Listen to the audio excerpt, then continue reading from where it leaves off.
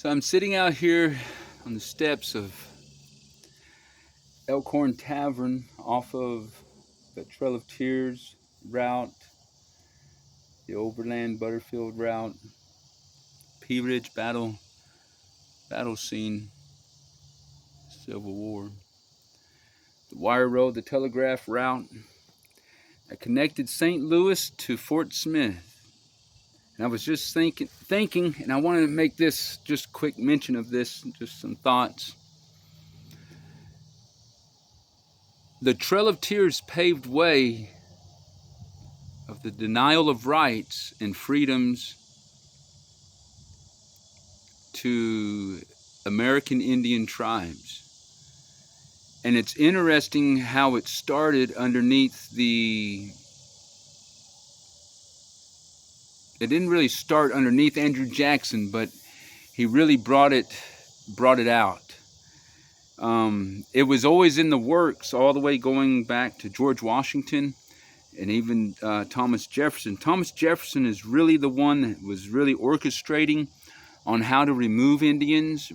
He started doing his Indian trading houses, setting up these trading houses to cause debt to the tribes so they would have to relinquish their land. But Andrew Jackson is the one that really used the military to enforce Indian removal. Now that's interesting because what Andrew Jackson did, Van Buren would continue, and he was more ruthless than Andrew Jackson, Martin Van Buren. But what the Trail of Tears, with the episode of Andrew Jackson and Van Buren, especially with Andrew Jackson, how he just went completely against the Georgia Supreme Court ruling. And so here you have a man, a president, that if he is supposed to uphold the Constitution, he is in the Bill of Rights, he's going completely contrary to it. And the reason why was because he wanted to show the strength of the United States military against the Georgia militia. There was more at work here than just the mistreatment of the tribes of the Cherokee. You have a change in government policy with native tribes that would eventually pave way for change in policies towards the American citizenship of this country, of this nation. But this Indian removal that occurred with the eastern tribes would pave way for an all-out war with western tribes. As we see the tribes and the eastern tribes being treated with no rights, then the tribes out west were definitely not human and not worthy of respect. And that's interesting because some of the greatest intellects and greatest leaders that America's seen came from some of these native tribes, especially among the Cherokee. The Cherokee had some like Christian Primber, John Jolly, Tecumseh, Dragon Canoe, Doublehead, Chief Doublehead. I mean, those guys were some fascinating figures. But Christian Primber is one of my favorites that I like to read. I'm not saying I agree with everything that he stood for and did, but I like him. I like Christian Primber, Christian G. Primber. I don't know how to pronounce his middle name, but he was a fascinating person of history. John Jolly was another fascinating person. He was a stepfather of Sam Houston. And but what was interesting about these tribes, how the rights would be denied, and then later on with the western tribes, just an all-out right bloody war. I mean, the cavalry just going in and just killing women and children ruthlessly and bloody like. And what's interesting is the role that churches and missions played during this time period. You would have the cavalry that would go in and just massacre uh, these tribes and then go and attend church. You would have the politicians do the same thing. They would make policies against that would take human life, and then they would go and make statements before the public about Christian identity. So we have to be careful when we say that America is a Christian nation. There were Christians in it. There were some Christians in it. But it's dangerous to try to have a Christian nation. I mean, you can't find it in the Bible. So why try to have a Christian nation? It just leads to persecution and killing of innocent life. It always has. It always did. It always will. Couldn't have it in England. It led to persecution. Constantine, you couldn't have it underneath Constantine. It led to persecution. And it always when you overemphasize religion and government, it always leads to people losing rights, and it leads to an establishment of a larger government. Because the two are meant to be separate. They're not meant to be put together. And when we go back to the Declaration of Independence, and you look at the phrase that Thomas Jefferson put in the Declaration of Independence, the merciless Indian savages, he was criticized for doing that by his friends, and the reason being was because he had friends, some of his best friends were tribal chiefs. And he even wrote the original draft of the Declaration of Independence to be read like how a tribal chief would speak to his people. Thomas Jefferson considered the tribes to be, the chiefs to be great intellects in his day, great orators. And why did he put that phrase in there? Well, there was a little war that was going on there with that was caused over land again. Led to some killings of some the corn planter, I believe, that was killed during that war, and the tribes were accused of stealing some horses, which they did not, and it led to justify a war with them, and the tribes retaliated, and they were severely, of course they lost. But when the tribes retaliated and fought with their form of warfare, they was called savages for it. But yet the settlers were just as much savage. But nonetheless, that's history. And so when Thomas Jefferson put that phrase, merciless Indian savages, in the Declaration of Independence, he knew what he was doing, and he was doing that to justify perpetual warfare with the tribes.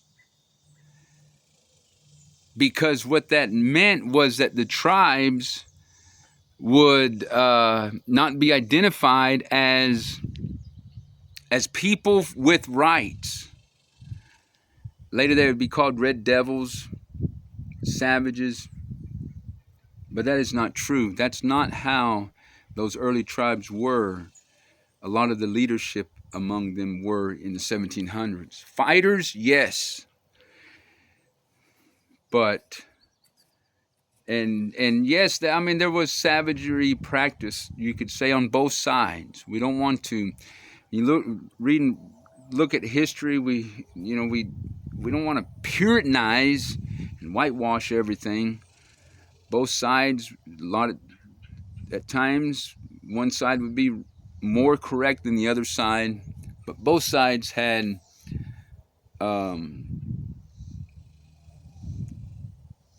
terrible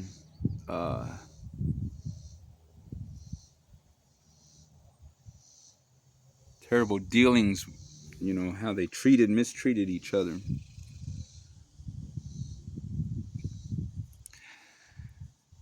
So when you go to the Constitution of the United States, so what does this mean? Well, you had, what can we learn from the Trail of Tears? You had the losing of the rights denial of the rights. And this denial of the rights, going all the way back to the president of these people, this denial led to the confiscation of their property, confiscation of their guns, a standing army in their midst. Everything that was described as tyranny in the Declaration is what was occurring at the Trail of Tears in this country. I mean, you had what they accused the King of England, King George III, of doing for the revolutionary, that caused the Revolutionary War.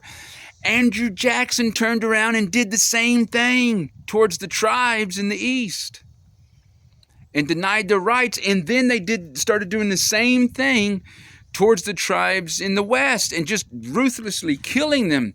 And so you have the Constitution being disregarded by its leaders of this nation. But what's interesting was, even though the tribes was not given the rights that the Bill of Rights and the Constitution gave them, later in the late 1800s, a case would be won in federal court for a chief, a Ponca chief standing bear, for him to have land rights for his tribe, for his people, to take his people from Indian Territory, Oklahoma, back to their homeland in Nebraska. And he won that case in federal court through the Constitution of the United States. And then in the 1950s, though, the tribes would get together, some of these tribes, the spokespeople, and they would say the Constitution doesn't apply to them.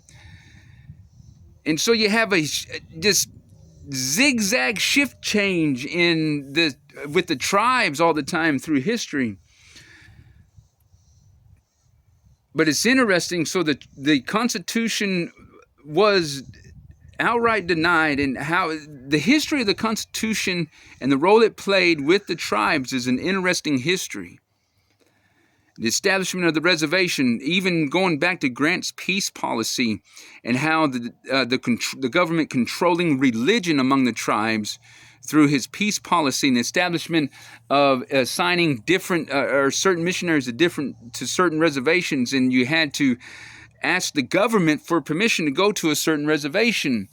And as they said, Grant's peace policy didn't bring about much peace during the times of the Indian Wars. And the Indian Wars cost more for the bankers, and it was a longer period of wartime than the Civil War, and more lives were lost during the period of the Indian Wars than the Civil War. And I'm talking about the Western Indian Wars in the High Plains. So it's an interesting, fascinating history, but it all begins with really the Trail of Tears episode, how the government Andrew Jackson puts his foot down and starts dominating over the tribes, and we see how this would lead later on into the future with Western tribes just being horrifically killed. So I just wanted to mention this. Just some thoughts, and there's so much more that can be said, especially the role of the Constitution, how it was ping-pong back and forth with tribes, against tribes, for tribes, and so forth. And so it's interesting. So how can the government do this? The Constitution opens up with a phrase, and it's referred to as the general welfare phrase or clause, the welfare clause. And that's interesting. Does government decide for your general welfare, or are the citizens to decide for it? And so how does that phrase, the general welfare, play and apply to people? How does the government see it? Because it's there at the beginning of the Constitution. And also Congress has absolute power to legislate for us, or to legislate for us in all cases whatsoever. That was a phrase that was described as absolute tyranny in the Declaration of Independence, in that same powers given to Congress. Article 1, Section 8. So that's interesting, the history that the Constitution plays. And there's more to be said about this, and just the different roles, how it played in the tribal history of America.